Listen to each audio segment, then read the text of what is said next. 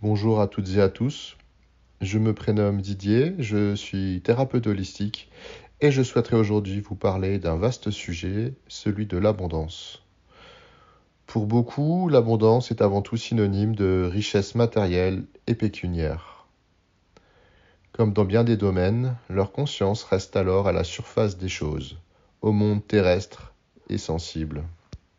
Probablement avez-vous déjà croisé ce genre de personnes qui, malgré leur aisance financière et matérielle, en veulent toujours plus, les rendant avides et intéressés, jamais rassasiés. Toute cette opulence ne leur apporte pourtant pas de sérénité véritable. Ils continuent ainsi à courir après des chimères qui risquent pourtant fort de les laisser frustrés et insatisfaits. Depuis la nuit des temps, l'être humain a toujours couru après la corne d'abondance. Elle rimait jadis avec un champ fertile, des récoltes abondantes, la santé, pour devenir ensuite l'expansion d'un territoire, la conquête de nouveaux domaines, les trésors de guerre, et encore plus récemment l'enrichissement par le capital, au détriment de l'humain. Période on ne peut plus contemporaine s'il en est. La question de l'abondance soulève une vraie réflexion. Car comment peut-on décemment espérer recevoir l'abondance si l'on n'est pas capable de la produire soi-même, par le don? Comment peut-on espérer d'autrui une chose que nous ne sommes pas disposés à fournir nous-mêmes?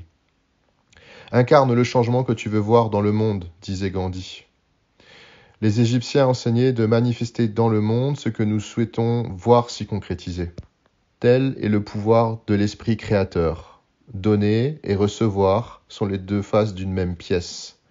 Il y a ceux qui veulent recevoir mais ne savent pas donner. Et il y a ceux qui veulent donner mais ne savent pas recevoir.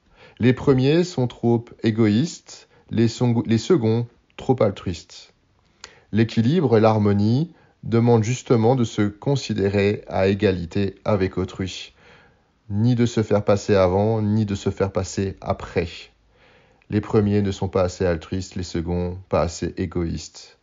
Car oui, gardons-nous de tomber dans le piège de la dualité.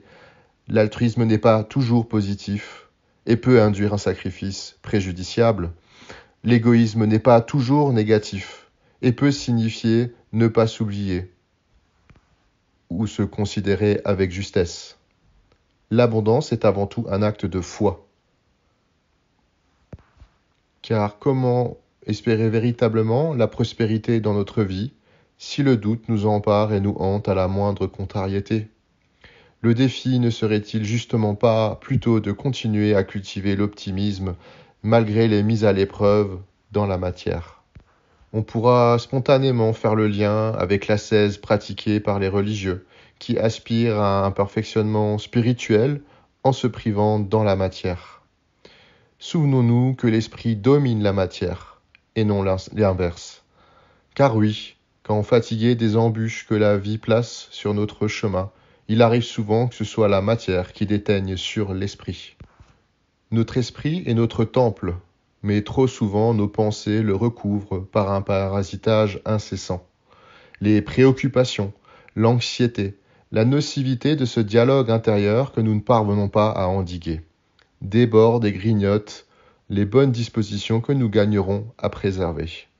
Dans ce cas, inutile de revendiquer plus d'abondance, si juste après une prière, une intention posée, un rituel, nous retournons à nos vieilles habitudes en pestant contre la vie qui nous semble injuste et ingrate. Trop souvent, nous espérons de l'argent, un répit matériel, alors que l'univers nous répond sur un autre plan, un sourire, un regard bienveillant, une discussion agréable et réconfortante sont autant de déclinaisons de l'abondance, hélas trop souvent occultées. La richesse véritable, le trésor caché, la pierre philosophale est la générosité du cœur et de l'âme. La richesse véritable est celle de l'esprit. En ces temps particuliers, où le voile tombe, où les illusions s'évanouissent, je vous invite à méditer sur ce qu'est véritablement l'abondance, la richesse, la prospérité. Voilà, nous arrivons à la fin de cet audio. J'espère qu'il vous aura plu, qu'il vous aura parlé et inspiré. N'hésitez pas à me faire part de vos retours, de vos questions, de vos remarques. Je me réjouis et vous remercie pour ce moment de partage. Prenez soin de vous.